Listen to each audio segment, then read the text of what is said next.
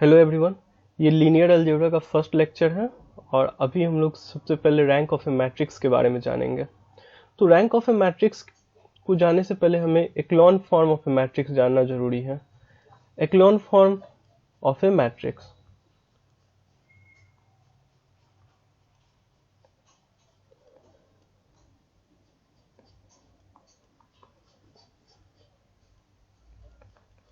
आइए देखते हैं एक्लॉन फॉर्म क्या होता है। किसी एक्लॉन फॉर्म में हम लोग रो एक्लॉन फॉर्म के बारे में जानेंगे। रो एक्लॉन फॉर्म में किसी भी मैट्रिक्स को रो एक्लॉन फॉर्म में होने के लिए कुछ कंडीशंस है जो फुलफिल करना होता है, जो बेसिकली दो कंडीशंस है। पहला कंडीशन है number of leading zero must be increased by row number. तो जैसे जैसे रो नंबर इंक्रीज करेगा वैसे वैसे लीडिंग जीरोज जो होंगे वो इंक्रीज करेंगे रो। और दूसरा कंडीशन है first non zero entry in any non zero row is one. जो फर्स्ट नॉन जीरो एंट्री होगा किसी नॉन जीरो रो में वो वन होगा। आइए इसको एग्जांपल से समझते हैं।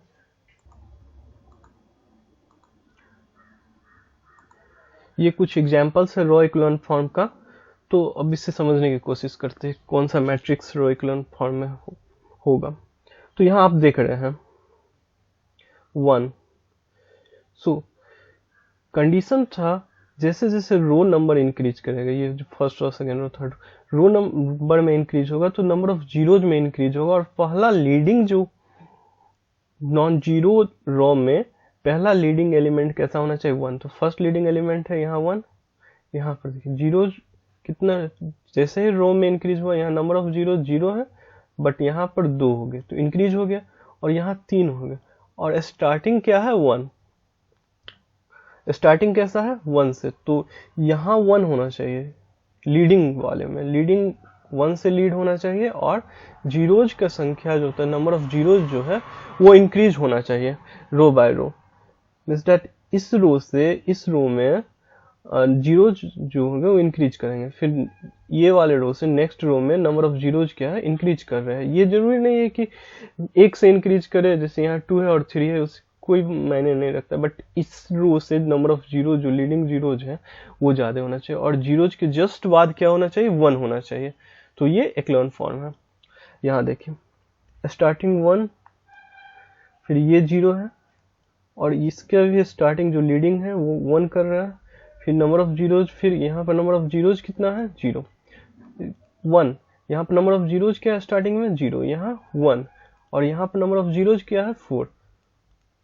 तो यहाँ देख रहे ईच एंड एवरी रो में क्या हो रहा है कि नंबर ऑफ जीरोज इंक्रीज कर रहा है और सारे का लीडिंग क्या है, वन। तो यहाँ भी देखिए वन है, ये जीरो है, ओके। तो यहाँ पर नंबर ऑफ जीरोज जीरो है, उससे यहाँ ज्यादा हो गया वन और ये वन। और यहाँ पर zero number of zeros increase कर गया। तो ये कैसा है, ये तीनों रो एक्लॉन फॉर्म है। ये तीनों मैट्रिक्स किस फॉर्म में है, रो एक्लॉन फॉर्म में।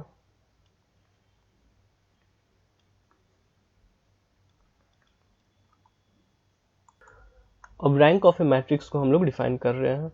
रैंक ऑफ ए मैट्रिक्स का डेफिनेशन होता है number of non zero rows in the row echelon form of a given matrix. कोई अगर मैट्रिक्स दिया हुआ है तो उसे हम लोग रो एक्लॉन फॉर्म में कन्वर्ट करेंगे और रो एक्लॉन फॉर्म में जितना नॉन जीरो रोज होगा, रो एक्लॉन फॉर्म में जितना हम लोग के पास नॉन जीरो रोज जो हम लोग ऑब्टेन करेंगे तो वही रैंक ऑफ द मैट्रिक्स है। That is the rank of the matrix. Means that अगर first of all we have to convert the matrix into row echelon form and when we convert it into row echelon form then हम लोग उसको क्या करेंगे, non zero रोज count करेंगे कि how many non zero rows are there in the matrix and that is our rank, okay. ये कुछ examples है। ये matrix already row echelon form में है और हम लोग को इसके रैंक मालूम करना है। तो यहाँ पर हम लोग देख सकते हैं जो फर्स्ट मैट्रिक्स है हम लोग का, ये रो एक्लॉन फॉर्म में है। तो इसमें नंबर ऑफ नॉन जीरो रोज कितना है, सो ये है, ये है, ये है। मतलब we have three number of non zero rows is three. तो रैंक ऑफ ए, रैंक को हम लोग रो साइन से डिनोट करते हैं। Rank of A is equal to three. So this in this example, in second example, what is that? Number of non zero rows को हम लोग देखेंगे। Number of non zero rows 1 और 2 है। This is zero rows because all its element is zero, तो ये zero row है। तो non zero rows, number of non zero rows is 2, तो इसलिए rank of B, therefore rank of B is 2। अब next question में आते हैं हम लोग। यहाँ देख रहे हैं, यहाँ पर नंबर ऑफ नॉन जीरो रो, ये है नॉन जीरो रोज, ये है नॉन जीरो रोज, बट ये सारा जीरो है, तो यानी कि ये जीरो रोज है, तो इसमें 2 नॉन जीरो रोज है, तो इसलिए रैंक क्या हो जाएगा इस मैट्रिक्स का, rank of C is equal to 2। Okay, basically जो हमारा पिछला जो प्रॉब्लम सॉल्व किए, तो उसमें हम लोग को मैट्रिक्स जो रॉ इक्विवेलेंट फॉर्म में ऑलरेडी दिया हुआ था, बट प्रॉब्लम्स में मैट्रिक्स ऑलरेडी नहीं हम लोग को प्रोवाइड किया जाएगा रॉ इक्विवेलेंट फॉर्म में। तो ऐसे कंडीशन में हम लोग को सबसे पहले क्या स्टेप होगा, फर्स्ट स्टेप में रैंक निकालने के, जो रैंक निकालेंगे, रैंक निकालने के लिए सबसे पहले हमें उस मैट्रिक्स को क्या करना पड़ेगा, जो मैट्रिक्स गिवन है, मैट्रिक्स को हम लोग को रॉ इक्विवेलेंट फॉर्म में कन्वर्ट करना पड़ेगा। रॉ इक्विवेलेंट फॉर्म क्योंकि लास्ट जो प्रॉब्लम अभी हुआ है उसमें ऑलरेडी दिया हुआ था, तो हम लोग उससे कन्वर्ट नहीं, इसे कन्वर्ट करने के लिए हमें एलिमेंट्री रो ट्रांसफॉर्मेशन ऑपरेशन का यूज करना पड़ेगा। एलिमेंट्री रो ट्रांसफॉर्मेशन, आइए देखते हैं एलिमेंट्री रो ट्रांसफॉर्मेशन क्या होता है। किसी भी मैट्रिक्स को हम लोग अगर इक्लोन फॉर्म में लाना हो तो एलिमेंट्री रो ट्रांसफॉर्मेशन का हम लोग यूज करते हैं। एलिमेंट्री रो ट्रांसफॉर्मेशन 3 टाइप के ऑपरेशंस को परफॉर्म करता है। सबसे पहला ऑपरेशन है इंटरचेंज ऑफ एनी रो, तो मैट्रिक्स के किसी भी रो को हम किसी दूसरे रो से इंटरचेंज कर सकते हैं। तो मैथमेटिकली अगर हम इसको लिखें तो आर आई अगर कोई रो है, ith रोज, वो इंटरचेंज हो जाएगा आर जे से। दूसरा ऑपरेशन है multiplication of any row by non zero constant, किसी भी रो को हम नॉन जीरो कांस्टेंट से मल्टीपल कर सकते हैं। मैथमेटिकली इसको लिखे तो आर आई जो ith रो है उसे हम k टाइम्स मल्टीप्लाई कर सकते हैं। k क्या है, जीरो, नॉन जीरो कांस्टेंट है, k टाइम्स से आर आई से ही मल्टीप्लाई कर सकते हैं। और थर्ड ऑपरेशन होता है addition of any row a constant multiple of any other row, किसी एक रो को किसी दूसरे रो के कांस्टेंट मल्टीपल के साथ ऐड कर सकते हैं। मींस दैट जैसे आर आई है, ith रो है, उसे k टाइम्स आर जेथ रो को प्लस आर ith रो के साथ ऐड कर सकते हैं। तो ये basically 3 elementary row transformation operations होता है, और इसी तीनों रो ट्रांसफॉर्मेशन ऑपरेशंस के मदद से हम किसी भी मैट्रिक्स को इक्विवेलेंट फॉर्म में कन्वर्ट करते हैं। आइए देखते हैं इसे एग्जांपल से। एग्जाम्स में इस टाइप के क्वेश्चंस अधिकतर पूछे जाते हैं। तो जैसे इस क्वेश्चन में हमने मैट्रिक्स दिया रहता है और इसमें इसका रैंक पता करना रहता है, जो कॉमन क्वेश्चन है, सारे यूनिवर्सिटीज के एग्जाम्स में पूछे जाते हैं। बीएससी मैथ में बेसिकली इस टाइप के क्वेश्चंस अधिकतर आते हैं। तो सबसे पहले हम क्या करेंगे, इस मैट्रिक्स का इक्विवेलेंट फॉर्म निकालेंगे।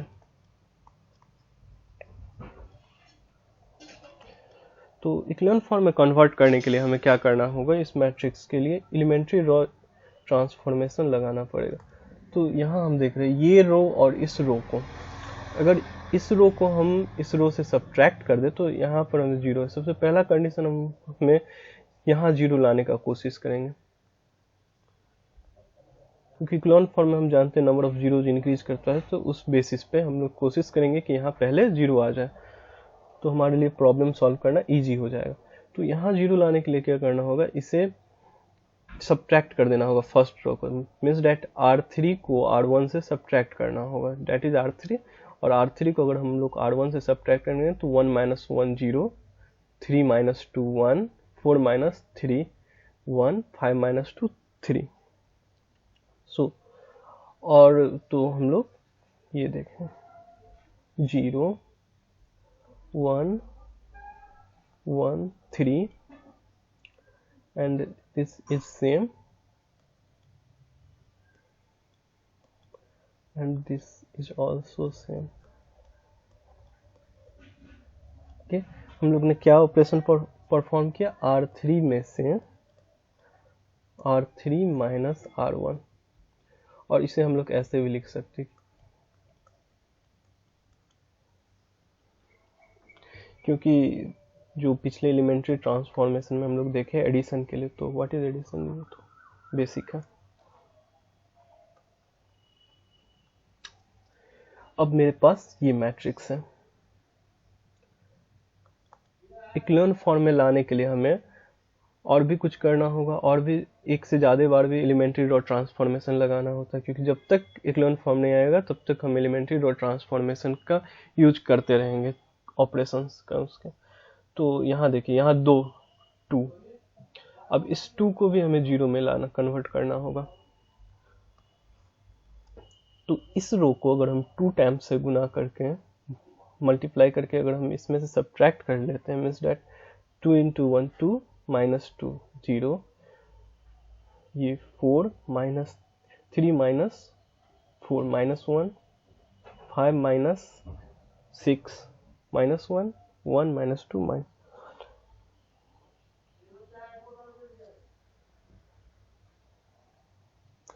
so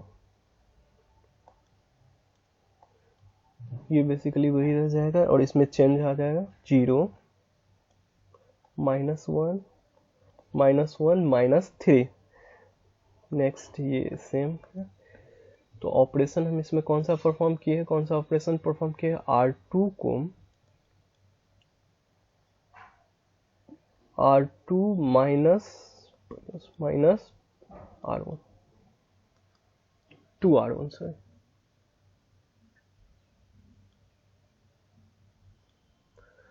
R2 को क्या किए, सब्ट्रैक्ट किए हैं, माइनस, यहाँ माइनस साइन है, minus 2R1 means that 2 times of R1 करके सब्ट्रैक्ट किए।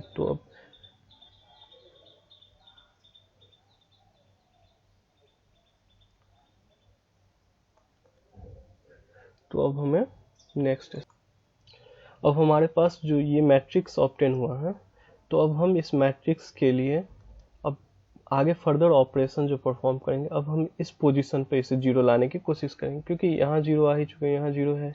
तो यहाँ पर 0 लाने के लिए क्या होगा कि इस रो को, सेकेंड रो को हम फर्स्ट रो के साथ अगर ऐड करते तो यहाँ 0 आ जाएगा, और एडवांटेज ये भी है कि यहाँ भी 0 आ जाएगा। तो मिसस्टेट हमारा सबसे पहला टारगेट ये रहेगा कि लास्ट वाले रो को, अधिकतर रो को हम लोग 0 करते चले, और यहाँ होते जाए तो ऊपर भी एक एक करते चले 0। तो यहाँ देखिए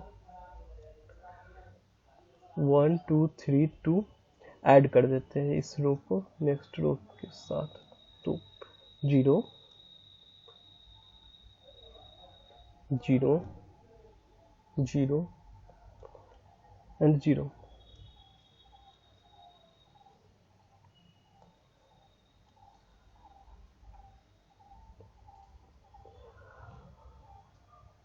और अब हम इसमें फर्दर ऑपरेशन देखते हैं। यहाँ -1 है, यहाँ 1 है, ये सही है मेरा, क्योंकि इक्लेन फॉर्म के अकॉर्डिंग 1 स्टार्टिंग में होना चाहिए, 0 के जस्ट बाद। तो ये 0 है, 0 के जस्ट बाद यहाँ पर भी 1 होना चाहिए।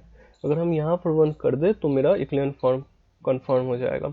तो इस पोजीशन पे 1 करने के लिए क्या करना होगा, इस रो को हमें, सेकेंड रो को we have to multiply with -1। Okay, so the operation here we are going to perform 1 2 3 2 0 1 1 and 3 0। so हमने कौन सा ऑपरेशन परफॉर्म किया है, R2 को -1 R2। तो अब हम चेक कर रहे हैं, लीडिंग पोजीशन 1 है, 0, सेकेंड रो में नंबर ऑफ जीरो 1 है, और यहाँ पर 4 0 means that zero, number of zero इस रो से इस रो में इंक्रीज कर रहा है, और after 0 1 is the leading here. तो इसने सारे कंडीशन रो इक्लोन फॉर्म का कंफर्म कर दिया। तो ये कैसा मैट्रिक्स हो गया, रो इक्लोन फॉर्म में, इक्लोन फॉर्म में हमारा मैट्रिक्स हो गया। अब रो इक्विवेलेंट फॉर्म में जैसे ही हमारे पास मैट्रिक्स आया तो हम लोग क्या कंप्यूट करें रैंक निकालने के लिए। Rank of this matrix will be rank is equal to number of non zero rows, number of non zero rows. तो ये जीरो रोज है, टोटल जीरो है, तो number of non zero rows कितने हो गए, 1 और 2। तो रैंक क्या हो जाएगा, इसलिए रैंक इस मैट्रिक्स का rank is equal to 2। So that is our answer. Next example देखते हैं, 0 2 3 4 2 3 5 4 4 8 13 12। और हमें सबसे पहले इसे रैंक इक्विवेलेंट, इसे रो इक्विवेलेंट फॉर्म में कन्वर्ट करना होगा, और रो इक्विवेलेंट फॉर्म में कन्वर्ट कर लेंगे, then after we have to find out its rank. So सबसे पहला काम क्या करेंगे, यहाँ जीरो लाने का कोशिश करेंगे। तो आइदर हम दो काम कर सकते, इस रो को इस रो के साथ स्वैप कर दे, या फिर इसे 2 से मल्टीप्लाई करके इसमें से सब्ट्रैक्ट कर दे। मीन्स डेट फर्स्ट रो, और मैंने कहा अभी फर्स्ट रो जो है उस फर्स्ट रो को लास्ट रो के साथ स्वैपिंग होगा, या फिर सेकेंड रो को थर्ड रो के साथ सेकेंड रो में 2 से मल्टीप्लाई करके सब्ट्रैक्ट कर। तो सेकेंड रो में अगर हम 2 से मल्टीप्लाई करके सब्ट्रैक्ट करते हैं तो फर्स्ट रो सेम रहेगा 0 2 3 4, 2 से मल्टीप्लाई करेंगे और सब्ट्रैक्ट, ये भी सेम होगा 2 3 5 4 4 माइनस 4 0 6, तो 8 minus 6 2 10, 13 minus 10 is equal to 3, 12 minus 4 8, so it is basically 4. Okay अब हमें अब हम इस रो को इस रो के साथ स्वैप कर देते हैं। तो यहाँ पर हमने क्या कौन सा ऑपरेशन परफॉर्म किया है, R3 is R3 minus 2R2, और यहाँ पर अगर हम स्वैपिंग कर रहे हैं तो फर्स्ट रो को सेकेंड रो के साथ 2 3 5 4 0 2 3 4 0 2 3 4। ना अब हमने क्या किया, स्वैपिंग किया है, R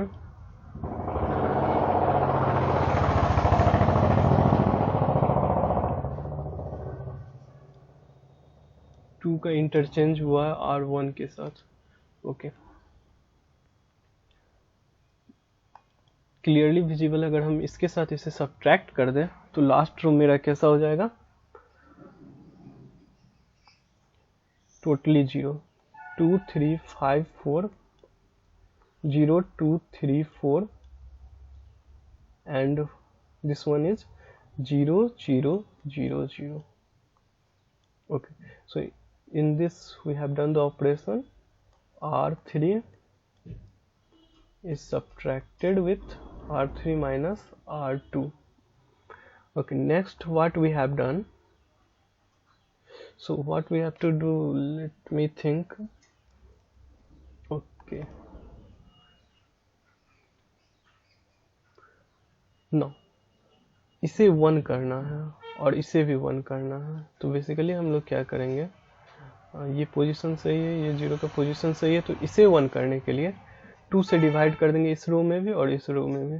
so both should be divided by 2, there will be 1 3/2 5/2 and 4/2 0, that is 1 sorry 3/2 and 4/2 0 0 0 0. Now this is in row echelon form. Okay, this is in row echelon form. Row equivalent form में आ गया, तो अब हम इसमें से ये किस फॉर्म में आ गया, रो इक्विवेलेंट फॉर्म, रो इक्विवेलेंट फॉर्म। तो इसका रैंक जो हो जाएगा रैंक, इसलिए रैंक क्या होगा, number of non zero rows. तो number of non zero rows, ये 0 रोज है, तो नॉन जीरो वाले ये तो 2 नॉन जीरो रोज है, तो 2 नॉन जीरो रोज है, तो यहाँ पर हम लोग 2 रैंक इसका क्या होगा इस मैट्रिक्स का 2। अब कुछ इंपॉर्टेंट प्रॉपर्टीज है रैंक का, उसे देख लेते हैं। तो सबसे पहला इंपॉर्टेंट प्रॉपर्टी है रैंक का कि अगर m क्रॉस n का मैट्रिक्स हो, मैट्रिक्स कैसा होना चाहिए, m क्रॉस n का मैट्रिक्स हो जो रैंक होगा तो मिनिमम ऑफ m n से छोटा या बराबर होगा। मीन्स डेट अगर 3 क्रॉस 2 का मैट्रिक्स है तो मिनिमम ऑफ 3 क्रॉस 2, ये हमारे रोज और कॉलम में जो छोटा है, मतलब कॉलम का नंबर ऑफ कॉलम क्या है 2, तो ये रैंक जो होगा 2 होगा या फिर 2 से छोटा होगा। सो ये फर्स्ट प्रॉपर्टी हो गया रैंक का। रैंक नेक्स्ट है rank of zero matrix, this is zero matrix. तो rank of zero matrix zero होगा। जीरो मैट्रिक्स का रैंक कैसा होगा, जीरो। रैंक कभी भी निगेटिव नहीं होगा। Third property, rank is never been negative. और रैंक ऑफ ए और rank of a transpose, either अगर हम रैंक ए का कैलकुलेट करें और ए ट्रांसपोज का कैलकुलेट करें तो बोथ सेम होगा। नेक्स्ट है rank of A multiplied by B. अगर ए डॉट बी अगर रैंक निकालते हैं तो वो रैंक ए और रैंक बी में से जो मिनिमम होगा उससे कम ही होगा या इक्वल होगा। स्क्वायर मैट्रिक्स के केस में ये वीवीआई प्रॉपर्टी है, बहुत इंपॉर्टेंट प्रॉपर्टी है। अगर स्क्वायर मैट्रिक्स का केस है तो स्क्वायर मैट्रिक्स में अगर हम डिटर्मिनेंट निकाल रहे हैं, डिटर्मिनेंट कैसा है, non singular, means that determinant zero के बराबर नहीं है।